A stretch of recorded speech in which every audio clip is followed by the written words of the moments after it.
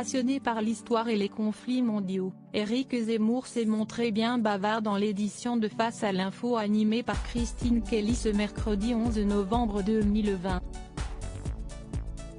Marc Menant, Dimitri Pavlenko et Éric de Riedematen ont participé aux échanges sur CNU.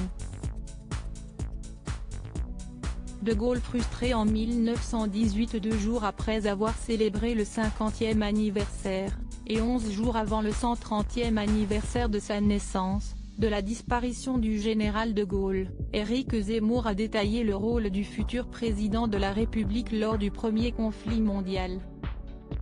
L'éditorialiste a indiqué que celui-ci avait été frustré par ses déboires entre 14 et 18 car il rêvait d'une revanche contre l'Allemagne après les précédentes défaites.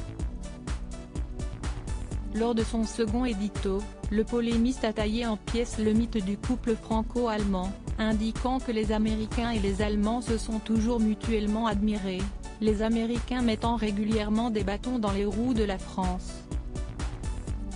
Éric de Riedematen, d'origine suisse, a indiqué que son grand-père avait participé à la Grande Guerre tout en refusant d'en parler, traumatisé par ce qu'il avait vu et vécu dans les tranchées. Il est ensuite revenu sur les lourdes pertes de la France en termes de croissance, qui représentent le double du déficit allemand. Il a aussi expliqué que les touristes étrangers dépensaient moins en France qu'en Grande-Bretagne. Nous peine à retrouver le rythme alors que le TOC a aligné les records du lundi 9 au jeudi 12 novembre, Face à l'info est moins performant depuis le début de cette semaine.